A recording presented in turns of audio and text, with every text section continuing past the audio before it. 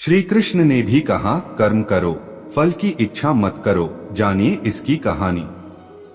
जनता से रिश्ता वेबडेस्क। एक राजा था जो अपनी प्रजा का बहुत ख्याल रखता था। वह अपनी प्रजा के बीच जाता और उनकी समस्याओं को सुनता था। वह कोशिश करता था कि वह उनकी समस्याओं को दूर कर सके। उसकी कर्तव्यनिष्ठा के चर्चे दूर दूर तक फैले हुए थे।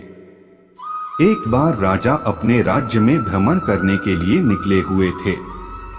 तब उनके कुर्ते का एक बटन टूट गया।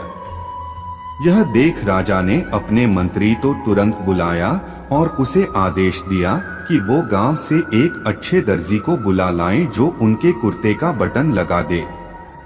यह सुन मंत्री ने गांव में दर्जी की खोज शुरू कर दी। संयोग से उन्हें एक दर्जी भी मिल गया। गांव में उसकी एक छोटी सी दुकान थी। उस दर्जी को जल्दी ही राजा के पास लाया गया। उस दर्जी से राजा ने कहा कि क्या वो उसके कुर्ते के बटन सिल सकता है।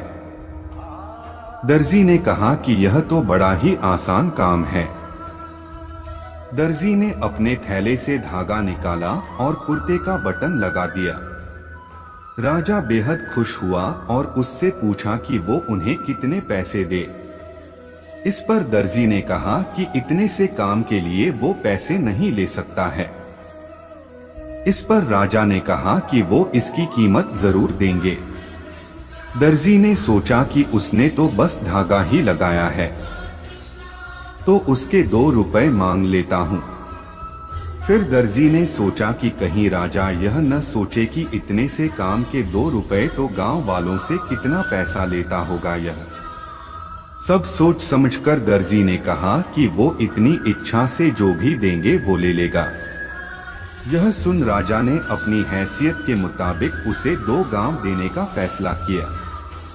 राजा ने कहा कि कहीं समाज में उसका रुतबा छोटा न हो जाए, इसलिए उसने यह आदेश दिया।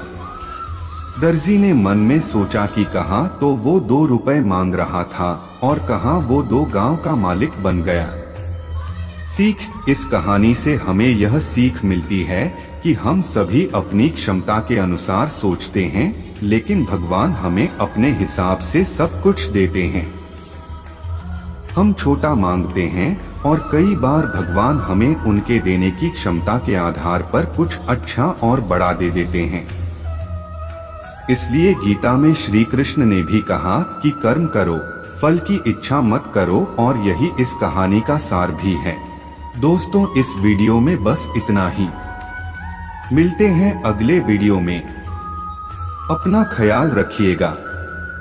जय श्री कृष्णा।